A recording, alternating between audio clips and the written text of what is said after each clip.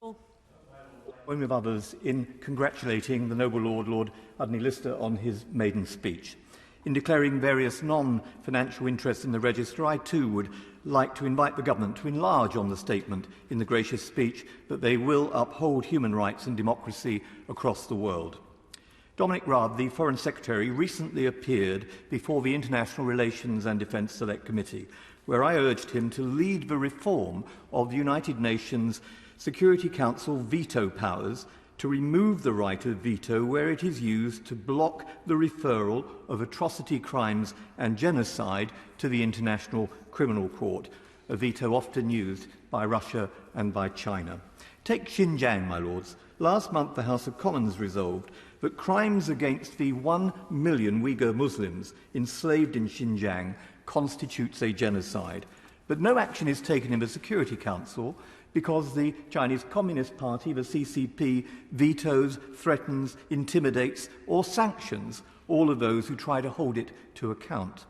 In North Korea, the 2014 UN Commission of Inquiry described the country as without parallel and called for crimes against humanity to be referred to the Security Council and on to the ICC. 7 years later, the CCP's veto ensures that this does not happen.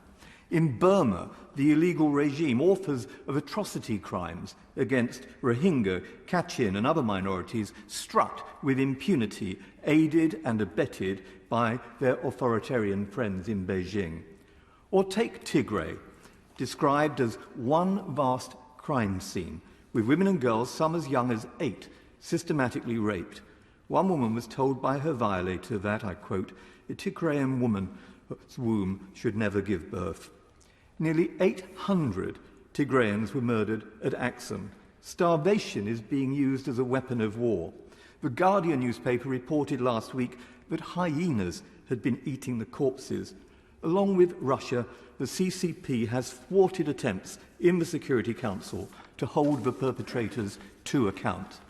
My lords, June the 19th will mark the United Nations International Day for the Elimination of Sexual Violence in Conflict. That day, the United Kingdom, with its significant record on prevention of sexual violence in conflict, should lay a resolution before the Security Council demanding an end to this new genocide and these terrible atrocity crimes in Tigray. My lords, this isn't just about the Security Council or the veto. In taking control of the human rights agenda, China, along with Russia, Pakistan and Cuba, are all now members of the United Nations Human Rights Council, making the watchdog and the burglar interchangeable. As it subverts international institutions, the CCP uses debt bondage through the $760 billion Belt and Road Initiative, encompassing some 71 countries, to turn developing nations into vassal states. Last week, it warned such countries not to attend a United Nations meeting, which the United Kingdom co-hosted, highlighting crimes against the Uyghurs. Compliance with CCP diktats requires silence or support for human rights violations in Xinjiang, Hong Kong and Tibet.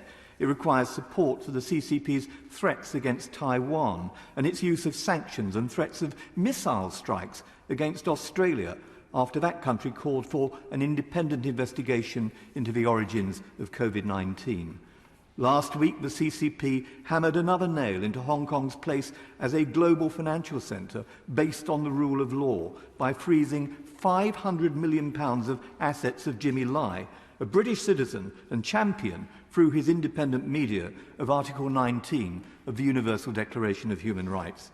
Similarly, the CCP's violation of Article 18, freedom of religion or belief, is evident in the treatment and imprisonment of Muslim Uyghurs, Tibetan Buddhists, Christians and Falun Gong. Or take Article 4 and 23 of the UDHR, which prohibit slavery and protect workers' rights. On June the 15th, I am introducing a private member's bill to strengthen the provisions in the Modern Slavery Act on supply chains.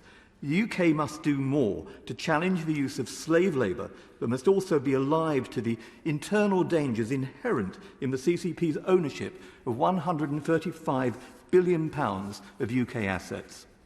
Happily, my lords, As the world has been sleepwalking, we now see some countries awakening. And tomorrow, the European Parliament, for instance, in response to attempts to silence MEPs by sanctioning them, will vote on the freezing of the mammoth investment agreement with China.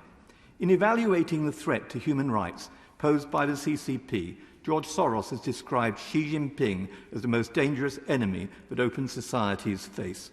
To counter this, we must build stronger alliances with rising Asian nations who share the aspirations in the gracious speech to promote human rights across the world.